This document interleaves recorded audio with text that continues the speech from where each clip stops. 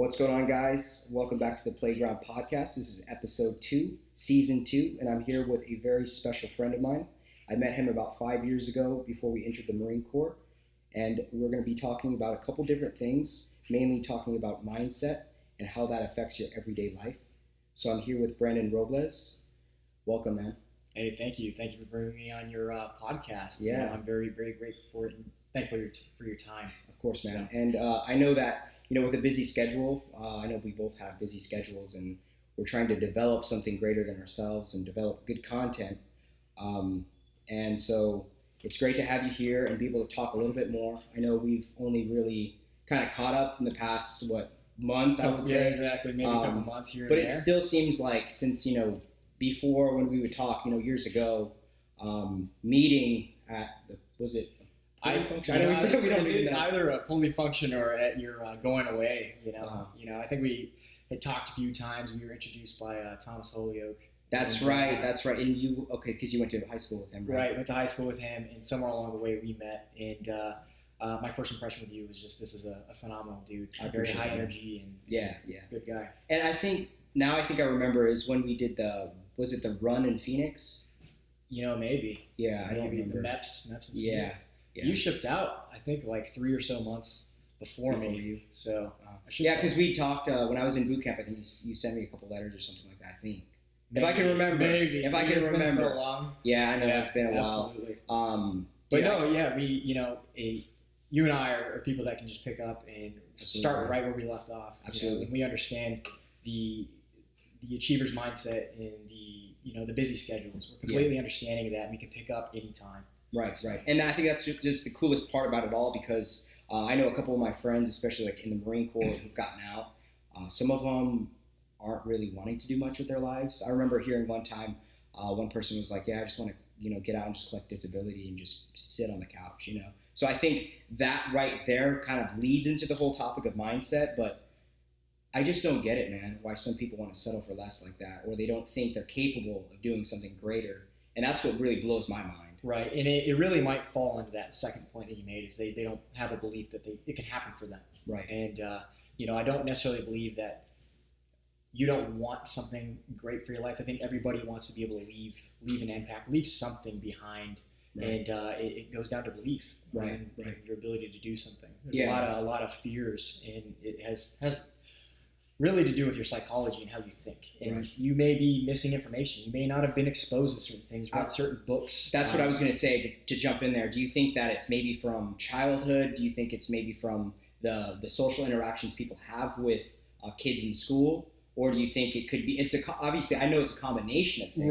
Right. I think, but yeah, that's, I guess what no, absolutely. It's a combination of everything, but at the end of the day, it's really the meaning you give everything. And the big thing that I tell everybody to have is you need to really start developing a high level of self-awareness, understanding yourself first before trying to really do anything else. Because if you don't understand and master your psychology first, you're going to falter later in life. It doesn't matter how successful you are. That's why you see these very successful people, make an example of Robin Williams, right? Very successful man. You would think that this man had everything that he could have ever wanted, and he took his life. And it's because there's somewhere along the way, he may not have mastered something that, he may have been battling with something the whole time. Yeah, and that's what really scares me, man. Like, I know I was talking with Chris the other day, and we were talking about some of the high-end or top dogs in like the music world, the music industry, and where they just take their lives after a certain point, or they let drugs get the best of them, even when they're at their peak or whatnot, or that 6ix9ine guy going to prison for life or whatnot. And it's like, I just don't get it, man. Like, maybe when someone's actually physically in that role and in that position to make those choices that they're making, I think, like, if you're at that top of a tier, your influence on, these kids who are listening to your music, these people have been following you for your whole life, and you end up, taking your life or, start committing to drugs and stuff like that. I feel like that it's like almost the easy way out. I don't know if that's the correct term, but. Right. I'm sure we can have a ton of different tangents going on that whole thought of like taking your own life and whatnot. But I think you really need to do what fulfills you, and understand that you do have an impact on many people that you may not even know are looking at you and looking up to you. Indirectly and directly. And that's my thing too, with social media and whatnot. Like, I don't necessarily, post to brag, or I don't post to, try and one up anyone ever. I post to kind of give my audience an idea, like especially with what I'm doing right now, like the whole resale thing, starting that whole new series that's going to be coming soon. Right. But it's looking good. Thank you, man. But also I want to give people the opportunity that maybe they don't think they can ever get. Some people, go their whole life, living paycheck to paycheck, man. Like, and I don't think anyone should have to deal with that. I think, even if you have 15 extra bucks in your pocket at the end of the month, that's something. But also I want to make it a fact, like you can put down 15 bucks, you can make 100 out of that, just keep going from there. Absolutely. So I feel like $100 extra a week can change someone's life forever, pay for groceries for the family or whatnot. So that's kind of where I'm at right now with an influence for like the community that follows me. Right, creating awareness on the opportunity. Absolutely. It's there. So that's what my whole thing, what I'm trying to get to is you have to build yourself the opportunity. The opportunity is not going to just, magically float into your bed one day and wake up, oh my gosh, I'm going to do this now. No, you have to create the opportunity. Right.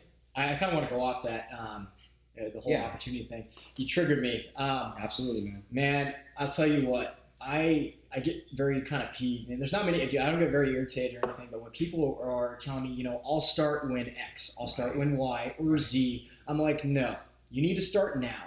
So when the opportunity comes, you're prepared.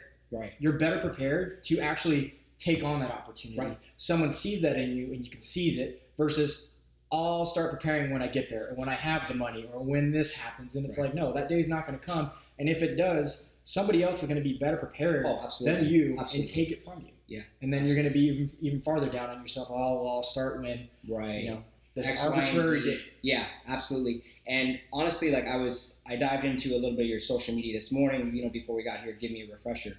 Right. And I did see a post when it was you running up and down the bleachers, and I liked how the quote said, life's not going to happen for you. You got to make the opportunity, something along those lines, right? Right. And I absolutely love that because it's so true.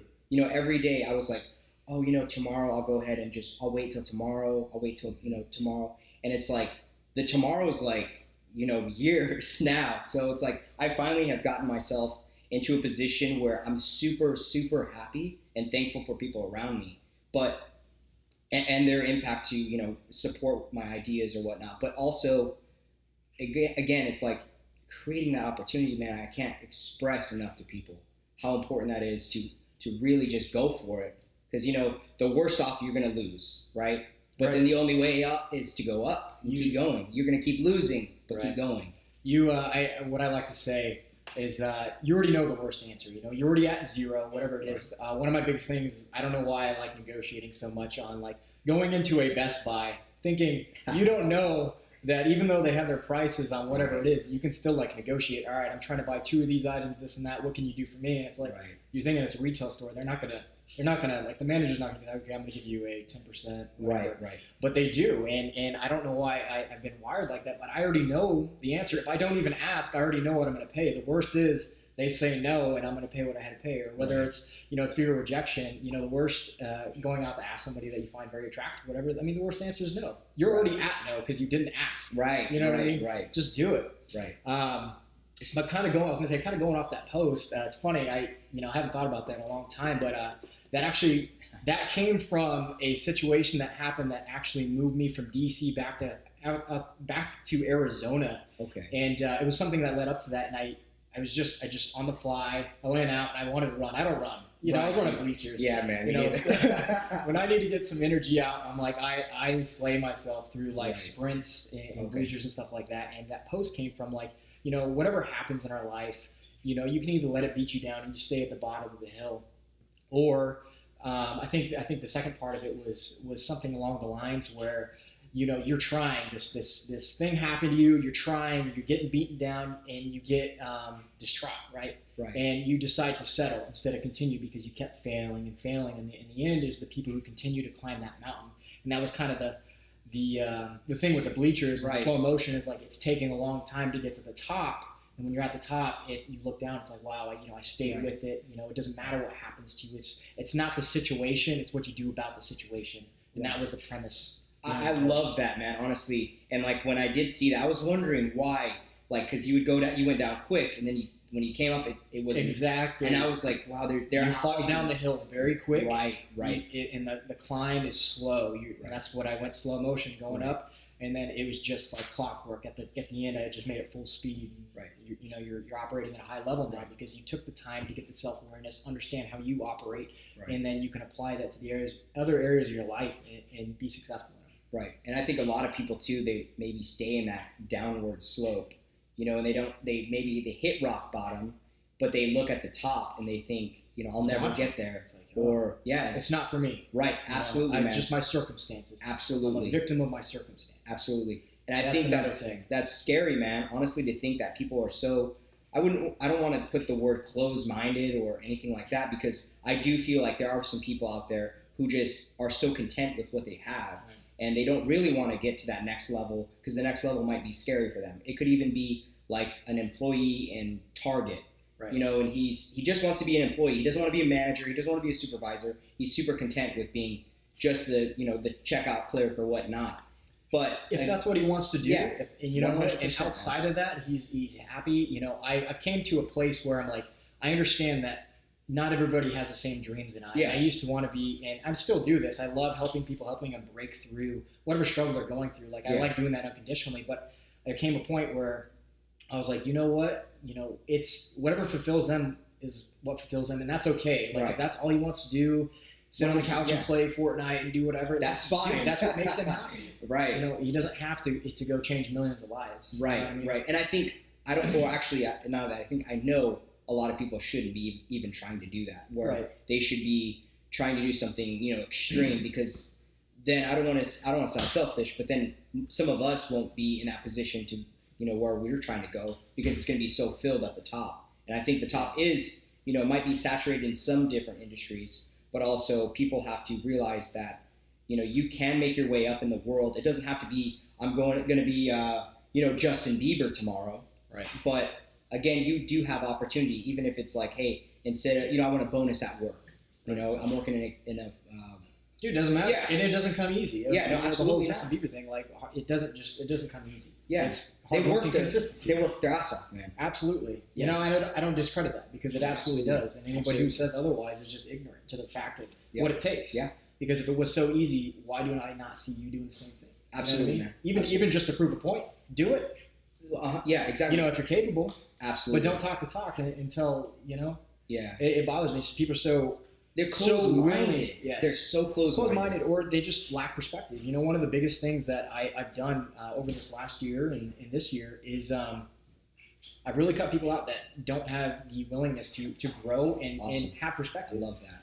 That's something I've changed significantly, where I'm so strong in an opinion. I'm willing to take the other perspective, see another perspective, and another perspective before I actually give my insight. So I have. That's amazing. And maybe I'm kind of detached emotionally. I think very logically and reasonable. You know what I mean? Like, oh well, from this perspective, X, Y, and Z. From this one, A, B, C. And like, I get it. I get where you're coming from, but I think this is more of an empowering perspective. What you're thinking right now is disempowering, and it's not helping you. It's doing a disservice to you. Absolutely. That closed-mindedness. Yeah, and I think, again, you get rid of those toxic people from your life, you'll be well off. I've had people in my life tell me, hey, that's probably not a good idea. That's not going to make any money. Let's take it let's go to a completely different route. And I'm like the one, man, I've been going against the grain, man. I think it all really started with me trying to get into the military. I don't want to go off to a whole different rant, but... originally I wanted to join the Air Force. I don't know if I ever told you that before. My brother's in the Air Force. Okay. Mad respect to him. I don't discredit any other branches ever. Absolutely not. But there were some things that kind of winged me away from the Air Force. Didn't want to join the Navy because I figured boats, all this. But I was like, and then the Army I talked to the recruiter. He was kind of blowing me off for a while. And I was like, you know what? I'm done with the military. I'm not going to, try getting into it or whatnot. And the Marine Corps was definitely not something I ever imagined myself doing, because the type of person I was, man, I was fearful. I was like not disciplined. I didn't really know where I was going in my life. I was in high school. I think it was about junior year when I started thinking about things.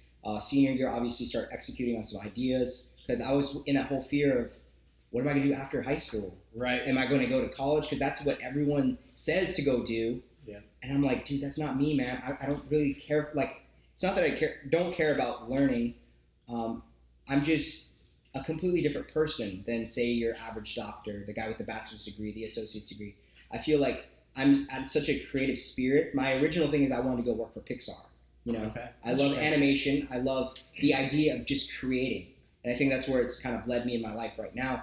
But again, just to kind of fill this story, I had no idea I was going to join the Marines, man. And that, I think that day where I really made that commitment, you know, after you go to MEPS, after you come back, you swear in or whatnot. Right. That commitment was the first commitment I think I've ever made in my life to that degree, you know? Okay. So I feel like at that moment, everyone was telling me, you know, you're just going to get deployed and die. You know, like there's certain things where the Marine Corps, you know, this and that. And Absolutely. I'm like, you know what, man, that's who I am, man. I'm that other person. I'm that 1% of the 1%. And so in my mind, I was like, you know what, I'm going to let all these outside voices just float out of my mind. Because it doesn't matter at the end of the day, man. It doesn't matter what they think at all. And so I felt like that day I was starting to go against the grain. And after going through boot camp, you know, becoming a Marine and whatnot, I was like, you know what, there's something else. And that's when I started doing YouTube. You know, I started creating other different types of content. I remember. And I was so excited, man, because this was like the breaking point in like my career, where I finally found 100% exactly what I wanted to do. And I'm just starting to go all in. From 0 subscribers to 230, that's something. You know, Absolutely. It might not be millions, but it's something. And those 230 people, you best believe I'm going to bring them some sort of value. You know, to have good people on here just like yourself, to have people who can empower their lives just like you. And me and you both know what it's like to work towards greatness, to achieve greatness.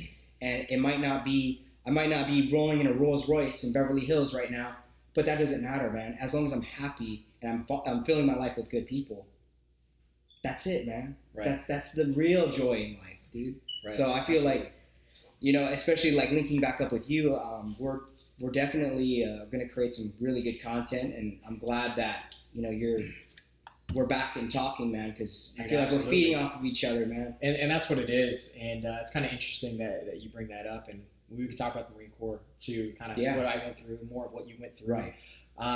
You know, as far as being around very like-minded people, I think that's very powerful in the sense that you're feeding off each other, just like you said. You only grow when you surround yourself with people that are playing at a higher level, one, and playing at a higher level than you. That's when you start growing. When you're challenged, when you face adversity, that's when you grow. Right. You don't grow playing with the same people you've been playing with, or that are at the same level or beneath. You can still learn something. Absolutely. Right. There's always, you can learn something from everybody, and I do not discredit that. But you only get better playing against those that challenge you. And, you know, I can challenge you in the sense of holding you accountable to what are you wanting to do with your podcast or you know, your flip life and all that stuff. Yeah. Holding you accountable, creating an environment or a circle that challenges you to be better. You know what I mean? And I think that's vital. And I wanted to do something this upcoming year. I've been looking around for houses in the Chandler, Gilbert, Scottsdale area to kind of create a entrepreneurial type house where I'm either going to buy the house or rent the house out and rent out each room to very entrepreneurial minded people.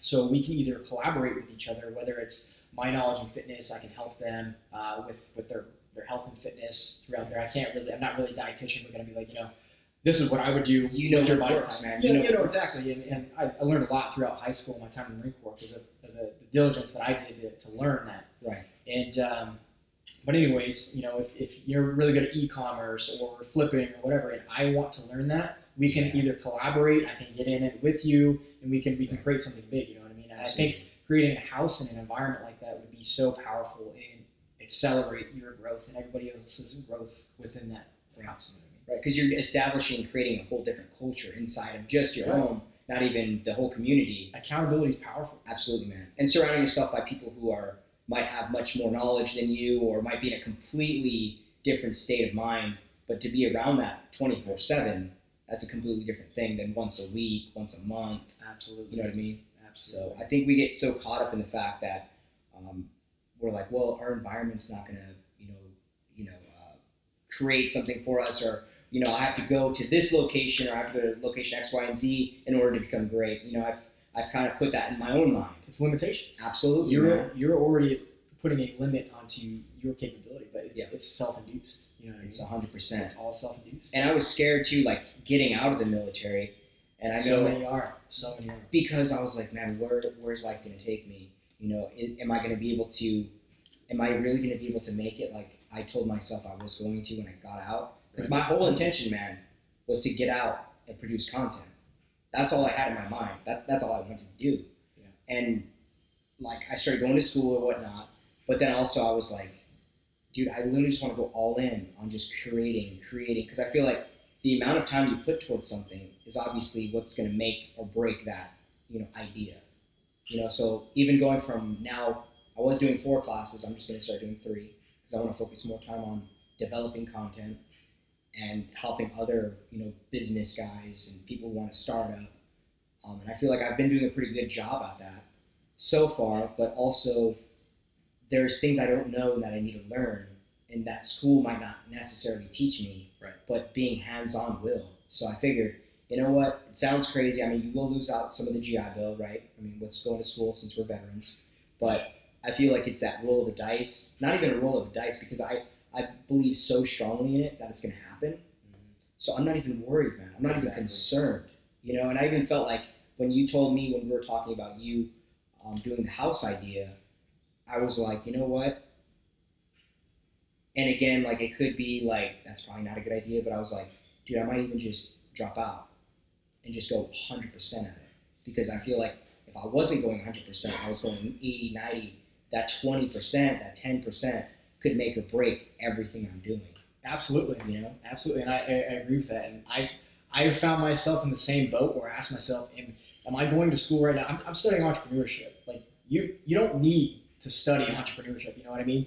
I'm using it to be able to get the benefits to where I don't have to get a part-time job I don't care about, where I am still getting myself around students to where I can help them grow. Maybe there's people I meet that can help me grow. The network. It challenges me, the network. Yeah. Exactly. And that's kind of why I'm still going. But I recognize that I don't need school to be successful. You know, everything that I'm doing, I'm putting more time into my self-development outside of school, right, my personal and professional development outside of school than I am in school.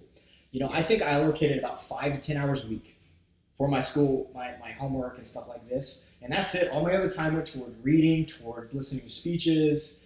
I'm going to the 10X Growth Con out in February. Like I'm already planning. That's what you're talking about with me, right? Right, absolutely. To get around other entrepreneurs and very high-level thinkers, people that want more and to accelerate their life. You know what I mean? Yeah. I need to get around those people.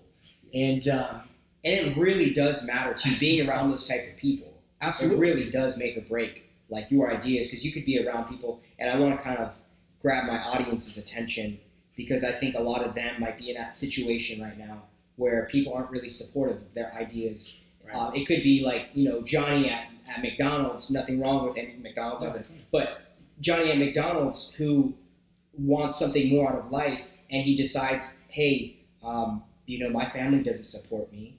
You know, my girlfriend, my wife, my husband, my boyfriend, whatever, they don't support me. They don't think this is a good idea.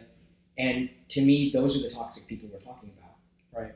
And I think they still need to go, they need to work at that idea. They want to be a barber. They want to be an artist. They want to be an architect. Work at it. You know, that's it. Work. That's what's going to bring you fulfillment. Yeah. And until you recognize that, like you pursue you're pursuing a doctorate degree, whatever, PhD and whatever, like if that's not authentic to who you want to be, right, you're going to be upset, you know, regardless of the cash flow, the money that it brings you, you're going to be upset because it was what your parents wanted for you, what your friends wanted, your family wanted for you. It's not authentic to who you are, and that's why you get these successful people that are upset. Right. Because now they're just hustling for a dollar, did something, you know, it doesn't mean they're not great at it. Right, they can be phenomenal people at it, you know what I mean? But it wasn't what they wanted to do. Now they feel trapped in an industry for whatever reason, the fear of failure on some idea because they're going to get looked at and have the judgment of other people's opinions. And in your scenario where you said, you know, I've considered even dropping out to go all into my idea, like regardless of what you do, I'm going to support that because I do have a perspective in the sense that what I left out was I found myself feeling like I'm using school as a safety net because it's some type of income.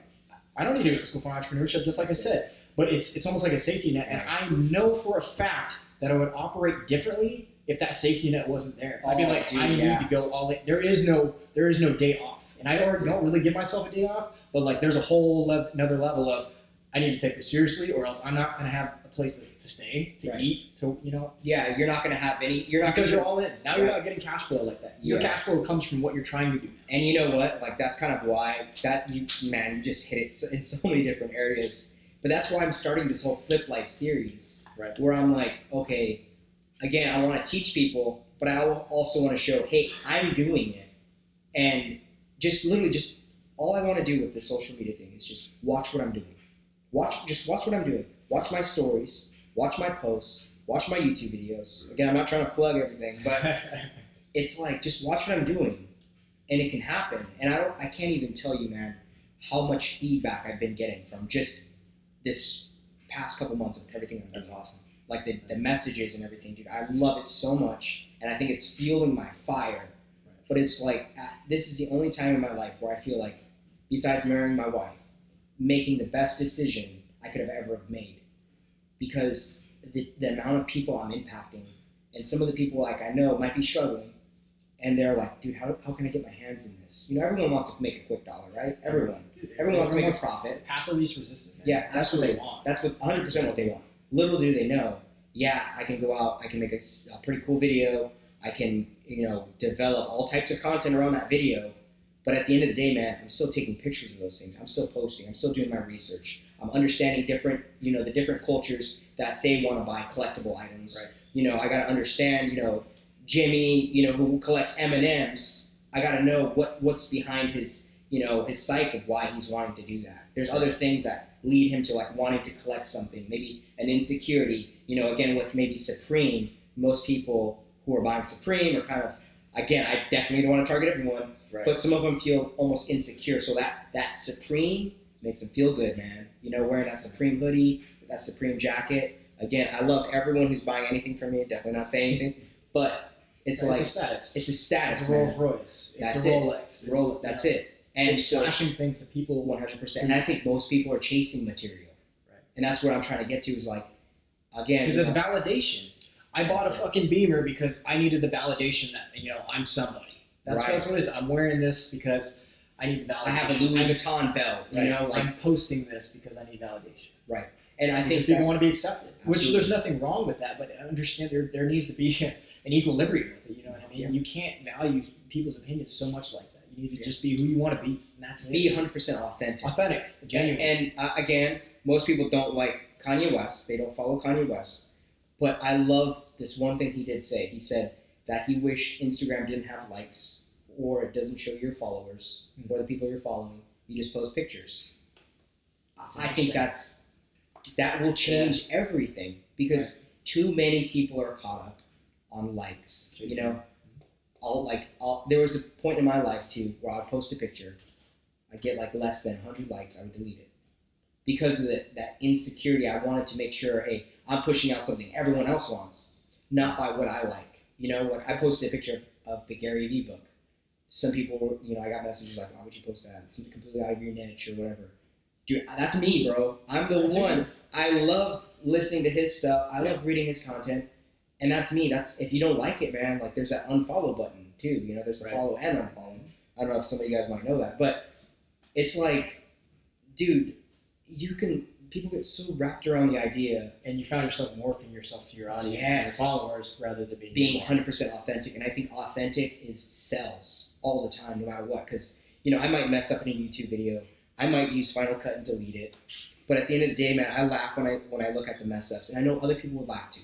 Right. Because it's authentic. Well, and that's what I was going to say, you know, regardless of what comes out of their mouths at like this time, like it's just us. Right. You know what I mean? Right. It doesn't matter. And I say something stupid, someone's like, yeah, I remember when you said that. Right. Like, yeah, well, my perspective's changed. Right. So, you know what I mean? Right. But, you know, people will hold that against you more or less. Like, you know, I could go on some type of, you know, hipsy gypsy type topic and people will just remember that one topic, you know, or like there's times like when I'm selling stuff or whatnot, I'm selling it for a really good price and people will say, hey, why are you selling it at that price? Like, fixing that? Okay. Yeah, it might be a setting. Yeah. So we'll just dive right into it. Shit. You were talking about failing, you know, if you let those thoughts and everything get right. And I think when you let like these negative thoughts and whatnot, you know, affect you, that's when you become like more vulnerable to the world's ideas and their opinions on you. you know. So you have to be authentic. You have to go after whatever it is that you want to go after. I say this countless amount of times, but people still are asking, how do you do it? Right. You know, just believe in yourself. Right. And there'll always be noise. Yeah. There'll always be people criticizing you. Absolutely. And wanting you to fail. And there's people that are supporting you that will also be like, you know, one day he realizes this isn't going to work out. So they're like supporting you, but they're not behind you. You know what I mean? So really, they're just kind of like, he just needs to realize it's not going to work. Right. And those are the most dangerous. Did you ever in the military ever experience that, I guess, your thoughts? Because for me, man, like where I used to work, it was like they kind of like shunned you for like having any other ideas. Like, and I know a lot of times people are like, you know, don't fix what's not, what is it? I hate that mentality. Like, dude, I was always looking for something more efficient, the way we can do our jobs. Right. Always. I was always looking for something to do. Yeah. But I was going to say, go ahead and finish what you were going to. Oh, no, I mean, that's 100% what I was going after is like, you know, sometimes people get so closed-minded. It could even be in the world's most powerful fighting force where sometimes, you know, they just, man, it's actually pissing me off right now. Yeah, it's like, really, yeah, like, you're that closed-minded. Right, absolutely, 100%.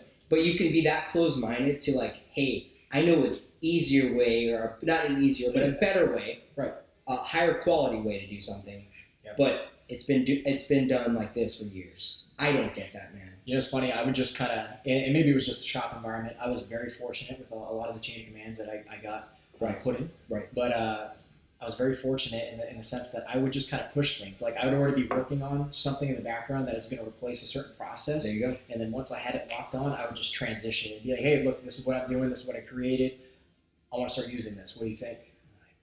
I don't know. I'm just like, don't worry. I'll do all the change. I'll stay late. Make sure all the files get transferred over. Do this, that, and the third.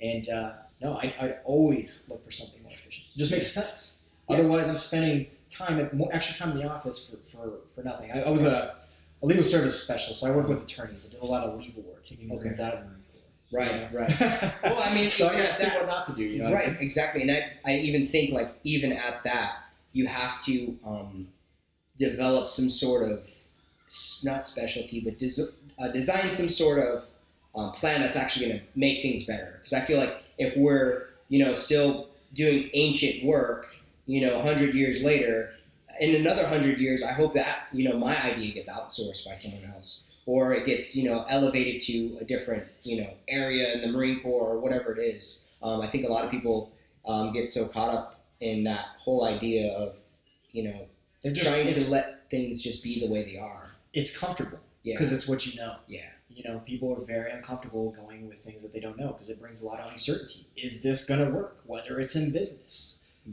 whether it's in the work environment, is this new process going to work? Is the general going to be mad? Right. You know, I worked right underneath a general. I worked for a colonel that advised the commanding general. So it's like we had high level paperwork and stuff that would sit in front of the general's eyes. So it was like, we can't mess this up. Right. This is a new process. I'm not comfortable. You know what I mean? But a lot of the time, we had a very, very efficient team. We had, I'm glad to hear that. I'm telling you what, man, we had kind of like the dream team. We had all meritorious corporals in there. Awesome. I was meritoriously promoted all the way to sergeant. I was a sergeant in 2 years. Yeah. Oh, man. Yeah. It was like, good for you, though, man. Absolutely. Good for you. Good for you. It was like 9 days after my two-year mark, and for my field, for that legal services specialist field, it takes anywhere from 4 to 7 from a regular promotion. That just goes to show, man. That shows my character, right? And my reputation. I'd say more so my reputation along the way because people knew who I was. Yeah. You know what I mean? My shop really leveraged that, and I went on meritorious boards. And I think that also develops into the character you are today. You're not going to just settle. You're going to keep going. And in that 7-year time frame, you can make everything you've ever wanted happen in 2 years. So imagine continuously doing that. You know, that's going to really put you to a whole different bracket. That's really when I started separating myself entirely, where I wasn't focused on. I'm sure you experienced it to some extent, like the barracks rats, where they go out there and drink and the smoke and whatnot. Right. To myself, I was literally, when I was prepping for the meritorious boards, I was working on my drill. I was always working on my health. That's probably the most disciplined I've ever been, was my time in the Marine Corps. We can go on that tangent later, but serious discipline. Yeah. But no, I was focusing on, that's when I got so into my personal and professional development, always taking in information. I had a whiteboard that I would write down my top 3 quotes for the week, and I would just get like these quotes ingrained in me, and that's really shaped the way I thought and started thinking. Yeah. You know what I mean? And over time, I got exposed to more and more people who develop content, and it's really just shaped who I am today, and I always share that stuff. And What I like most about it is that's, what I learned about myself while I was in the Marine Corps is I really liked bringing out the best in other people. And Right. the way I was doing that was through my junior Marines and even people outside my chain of command. Right. And it was so fulfilling, people like looking up to me and wanting to emulate that. And in the days that I didn't feel like doing it, I would still do it for myself. But what pushed it even more is like I have a reputation, and these people look up to me. Yeah, they needed. I was their strength when they felt like they couldn't push on. Right. And I loved being that strength, that person of influence that they looked up to. And you know what, man? It's so great that you bring that up. I definitely felt the same way. Maybe not into the same degree as, the meritorious thing or studying for the Marine Corps. I was kind of like in my own zone, especially because I, competed in 2 bodybuilding shows, and it was the same concept, like developing yourself. And when you said you had people looking up to you, so you had to keep going for sometimes just for them. Right. I felt the same way, man. Like I felt like, especially like my first show was cool, but obviously you always want more. Everyone, as a human, everyone wants more. Yeah. I wanted to go for another one, and I figured, I got to push myself. And my thing too is like I kind of put things out there a lot of the time before. Like a lot of people like to, work in the dungeon, work in silence. I like to kind of expose my stuff because then that keeps me even more accountable. That's what we're saying. So to do that, like to compete in my second show, I was like, okay, where do I got to start? And then again, it's just like, just start now. About 18 weeks it took me for my full prep. And, I never really let myself, how do I say it? I didn't really ever want to let my mind win, and tell me to talk me out of something. So I started developing this different character, this other Henry in my mind where, 6 out of the 7 days a week. I was going to say 8, but 6 out of the 7 days a week, I was in the gym. Even on my day off, I would still do cardio. So it's going to sound crazy. Every morning, I would go in, I would do about 55 minutes of cardio in the morning, burning about 350 calories on the Stairmaster. Then I would go to work. I would go swimming, sometimes at lunch. So I would let you say I'm going to work. I get off work. I go work out. I do another set of cardio after my workout. And I was doing this for 18 weeks, fully. Brutal. And I would only take 1 day off. 1 day off was just training, so I wouldn't, weightlift. I would still do my double sessions of cardio. And I realized I never cheated myself ever, except for 1 day. And I still remember that. It beats me up to this day. Makes me want to cry every time. But I got off the Stairmaster, about 10 calories less than I was supposed to. So I let myself win that time. I let my mind, because I was honestly, man, there was a time where I loved fitness so much, and I remember. And then I remember being on the Stairmaster and literally crying. Crying. It's not because, fitness like was some crazy iconic thing for me. It was that I was like beating my mind. I've never experienced that before. Right. And so I was crying and I was like, dude, I just can't do this anymore. Like I cannot. I was probably a week away, 2 weeks away from my show. So I can't do this anymore. In my mind, like there was something inside of me that said, just keep going, don't stop, don't stop. And I kept going. And then again, it was like I had 20 calories left. And then once I hit that 10, and I still remember, I was like, you know what, you did enough. But all these 15 to 17 weeks before, it had no problem doing it. But just this one time, I got off, I clicked it, I got off, and I felt so ashamed because I knew I didn't hit the mark I needed to get to. Right. I let my mind win, and I was just like crying. Like I was on there, I was working out, and just crying, and I was trying to wipe my tears and everything. And it was like, you can be in a position in your life that, can mean so much to you, but you can still, give into the way of the world or give into negative thinking. And it's hard, but you have to stay true. And I didn't stay true that time. And I feel like that's the only time like I can remember in that prep. And I take prep as like a super serious thing because you're in a dark state of mind. You're in a completely, and you can definitely relate. 100% never prep for the stage, but definitely gone through intensive training and diet. Yeah, because that the stage is just 1 day. That's 5 minutes. That's 10 minutes just on 1 day, one Saturday. But the whole process before, and they say like bamboo, it's underground for years. but the last 2 to 5 years, don't quote me on it, but that's when it goes all the way up. So everything beneath it, is like the foundation. So for me, it was that training, it was that diet, it was those 6 to 8 meals a day that I was eating. It was all that training, all that cardio. And the one time that I slipped up, I honestly was on that stage and I felt terrible because I knew I cheated myself. Didn't matter if I went on the Stairmaster, if I got off the Stairmaster and went back up to do it, I still hit that end button and I got down, right? So I think a lot of times in life, people are accepting that stop button, and they're accepting, right, less. It's okay to take a break. Right? Absolutely. I'll do it tomorrow. Yeah. Whatever. Yeah. I've had enough. Yeah. And I think what we fail to realize, and what you've done is still very commendable. You know what I mean? We're human. And that voice is always there. Yeah. Anybody who's ever actually had any serious kind of discipline knows that it doesn't, over time, it kind of gets easier, but it's still hard. Yeah. You know what I mean? It's still hard. I would wake up at 3:25 every day. And most of the days I'd wake up before my alarm. But sometimes I'd lay there and stay at the ceiling and be like, man, I'll talk about this in a second. I want to deviate from your story, but like, it's easy to give into that voice. And most people way prior to the level that you took it would have gave in. I need a break. And it's funny, I was just thinking about a conversation I had the other day, and I was driving down here thinking about this, and I was thinking about somebody I was having a conversation with, and they were so quick to reward themselves, like, oh, I did this, now it's time to reward myself. I'm like, man, you're just getting started. Like, I mean, and I'm not saying, be thankful and grateful to what you did and where you got, but like, it's like you're so quick to reward yourself. You don't understand. Like, there's so much more. And when you do that, it's like the same thing. Oh, I've done enough now. I can take a break. Yeah. And I think that breaks people. That throws you off the path. Every time you take a break, every time you decide to break, if, in the fitness sense, if you're deviating from a plan, I'll miss today. I'm kind of sore. I need the extra recovery. I need the extra sleep. I need to sleep in. I need to, you want to cheat on your diet or whatever. Every little thing that you do takes you that much farther from your goal. Yeah. That much farther. So just understand, if you're going to make that decision, and I'm not judging you necessarily for it, and I'm not necessarily saying it to you, but just in general, you know what I mean?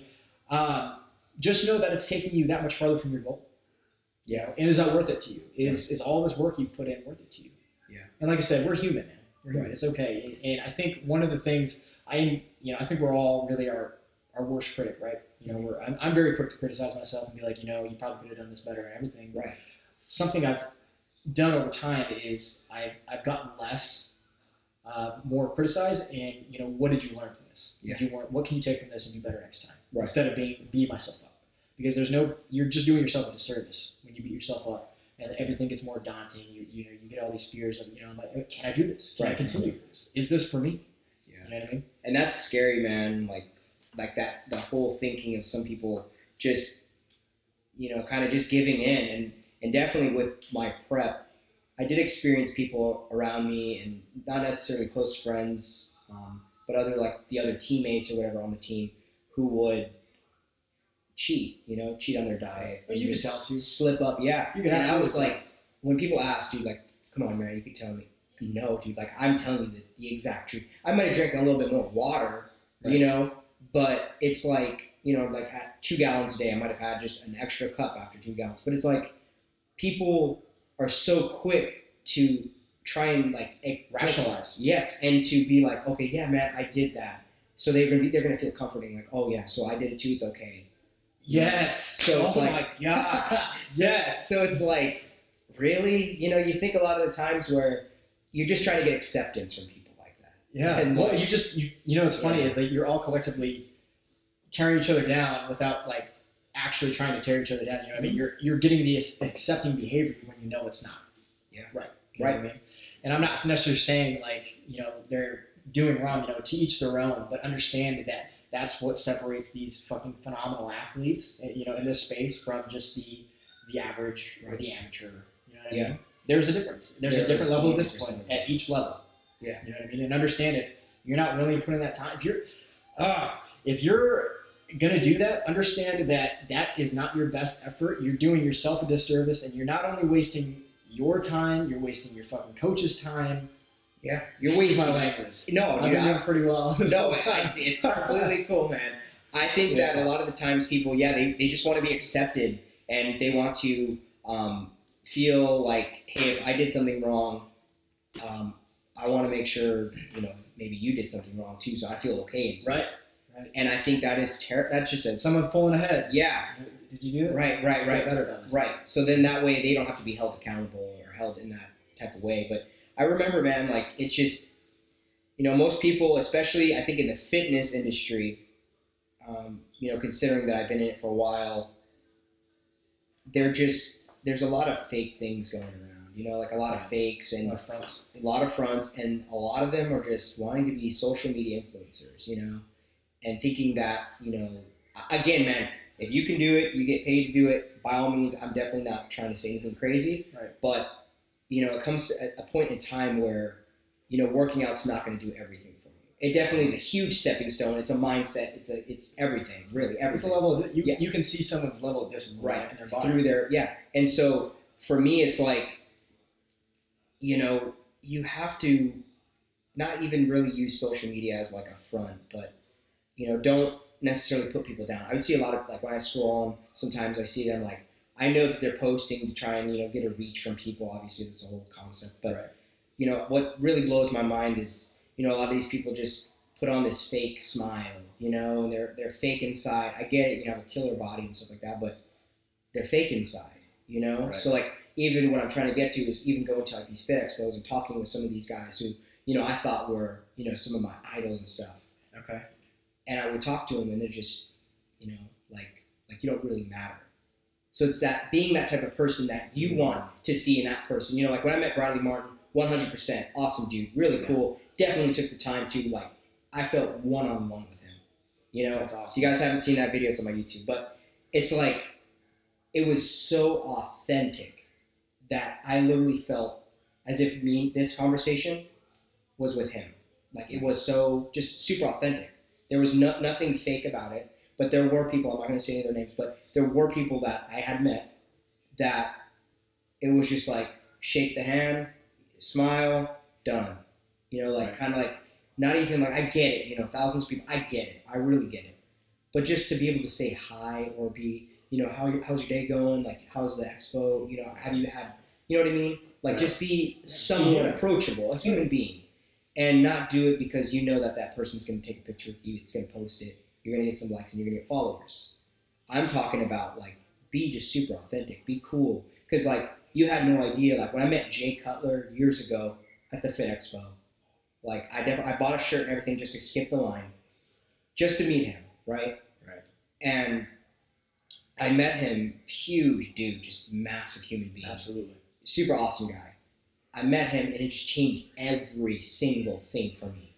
Everything. It was the same concept. When I saw my brother graduate from basic training in the Air Force, changed my whole life, lost almost 55 pounds to join the military, changed my entire life. Same concept. Meeting Jay Cutler changed my life.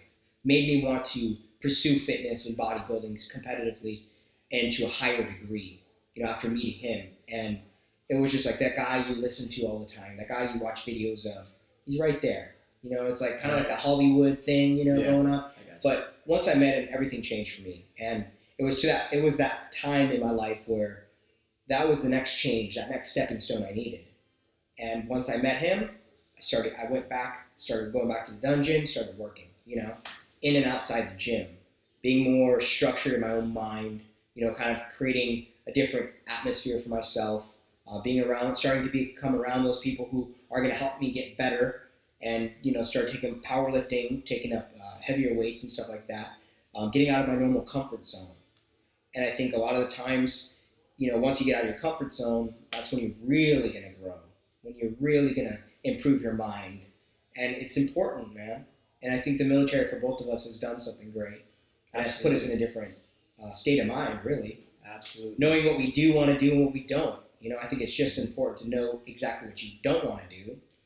I'll tell you, with leadership styles, I'm sure we've both been exposed to different leadership styles to where there's things that you adopt and things that you know that I don't want to emulate that. I'll make sure I don't, so you learn what you want to emulate and what you don't want to emulate. Right. And it's scary too, where I've seen it too many times, man, where there's some people who stay in and you're like, what are you doing? Like they aren't in that leadership position that they really should be. They act like a lance corporal or a corporal as a staff or a gunny. You know what I mean? Like this, that mindset sometimes is not all there. There are some brilliant Marines. I'm definitely not saying that. Oh, absolutely. I'm saying that there are some, but again, there are some brilliant employees and there's some shitbag employees. It's everywhere. Yeah, it's everywhere. 100%. Yeah. So yeah, absolutely. Can't really hold it just to one thing, but it's like, man. But no, I think why you kind of highlight it is I had a certain expectation joining a professional organization. Absolutely. I was like, there's not going to be any bullshit. Like it's going to be like professionals that are right 24/7. Exactly. Yeah. And to come find out, going through like the schoolhouse, you're with other 17, 18, 19-year-olds still doing 17, 18, 19-year-old things, but Marines. Right. Or I'm sure airmen. Probably worse. Everybody, you know what I mean? Yeah. And it's just kind of interesting because I was like, wow, I thought the maturity would change, but what I've come to learn over time is that's everywhere. You know what I mean? And really what you look for is what you're going to find. Yeah. You know what I mean? So there are phenomenal people out there. Absolutely. There are people like me and you. Yeah. Like that's why I just don't even entertain people that, and it's not that I think I'm at a higher level than somebody else. To each their own, you know what I mean? If you want to do this with your life, that's great. Yeah. I don't value that. Right. And it's something that Gary Vee posted something. He did an interview a while back with Tom. I don't know how to pronounce his last name, but Impact Theory, right? Right, Impact Theory. Right. And towards the end of that recording, Gary Vee was talking about, I don't value going to museums or looking at art or I don't know all his examples, right. But he was just like, I don't value that. I like the grind. I like learning. And, I always felt like there was kind of something wrong with me in the sense that like I can have fun like 15, 30 minutes doing, I don't know, kayaking, paddleboarding, whatever. Mm-hmm. But then I'm already thinking I need to get back to what I need to do and grow. Like I need to read this. I want to watch this. I want to do more research on this. Yeah. I love learning and growing and trying to apply it to something, a vehicle that I'm trying to do. You know what I mean? Right. And I always felt like there was something wrong with me. Like I couldn't fit in, right? You know what I mean? Because I'm like, no, I don't want to do that. So I found myself kind of just, I'm not necessarily isolating myself, but like I don't enjoy that. And I felt like, I was like, I'm just not like these. You're becoming more aware. I'm self-aware. Yes. I started, and when he said that, he's like, I just don't care about that shit. This is what fulfills me. Yeah. You tell me I need a break. Like, I don't need a break. Yeah. And I come to realize, like, I don't want a break. Dude, I never want a break. Well, I love the process. Yes. I love fucking growing and learning and meeting people that are more like-minded with me. And it's like, that makes me happy. Yeah. And that's somebody that's going to leave a lasting impact. Yes. That's what I want. Yeah. And that's what I was talking with Chris about too. And yesterday it was like, you can, like this episode will be watched by my great-grandchildren one day. Right. I hope. And it's like, they can learn the type of person I am today and, in the future, 100 years or whatever. But it's like, the same idea is still going to be around. You got to work hard. You got to go after your dream. You just got to pursue it. And just don't let anything stop you. And don't be closed-minded to things, because I love learning now. Like, there was a time where I'm like, oh, that's not going to bring me any value. That's not going to bring me. But I'm like, you know what? That's negative thinking. Yeah, look for the opportunity. Absolutely. And it's like, okay, I knew nothing about Beanie Babies, nor do I give a hell. But now, hey, I'm looking at Beanie Babies every so often. I'm like, okay, that could be some, you know what I mean? So not knowing anything about Louis Vuitton, about Gucci, about Supreme, like all that stuff. But it's like, there's still value. There's someone out there who's still going to pay for it. And I want to be able to understand these different cultures, different communities, and I want to respect everyone. And I've started to learn with this whole resell thing is, we might have Bailey who just likes to sit down and play Fortnite all day, who wants to buy a collectible Star Wars thing. So I got to respect that culture. I got to respect, Bailey. I got to respect, Karen who might be wanting to buy, little mugs or something like that. But it's like, I'm loving the fact of what I'm doing right now because I'm able to learn a whole different, different communities. Like, okay, this person likes ducks. I have a duck mug. They probably like it. You know what I mean? So I got to understand different cultures, and I'm starting to learn about different types of people. And I think it's really cool and how they, react. And especially like when I'm in line waiting for a collectible toy to come out, I'm talking to the guy behind me, and he's telling me all about, G.I. Joes or different toys that he likes, And it's like, I got to learn this guy because that guy one day will be my buyer, And I got to learn this. Maybe it's not valuable, any of the things he's telling me, but there's a message out of it. And then the message I took away one day was this guy cared so much about, this certain thing, and I was like, you know what? There's people out there that actually care. And in my mind, I'm like, before I was like, screw these people, I just want them to buy, I don't care. But you have to respect everyone. And I started respecting these different communities, and by that point I started seeing those sales go up, because I started changing my way of thinking. I can't be like, oh, just buy, dude, I don't really care, I started respecting that individual. And it's like, from that moment on, I'm just trying to correlate this to everything we're saying, is you have to respect people if you really want to get anything out of life. You got to respect the car dealership people. You got to respect the people who work at Walmart, the people who work at, Whole Foods, McDonald's. You got to respect every single one of those people. Absolutely. Because at the end of the day, Johnny needs to still work at McDonald's to collect a paycheck. He doesn't want to be treated like crap, Yeah. And I'm at fault sometimes. I go to places and I start, because I'm in this completely different mindset, and I don't want anyone to get in my way. I know exactly what I'm going for, and like, I don't want to be disrupted in any type of way. I have my AirPods in. I'm doing my thing. Yeah. But a lot of the times in life where we keep those toxic people in, and really, I guess what I'm trying to get to is, just be more self-aware and don't let other people's ideas destroy your own, or else that's going to be really the death of you.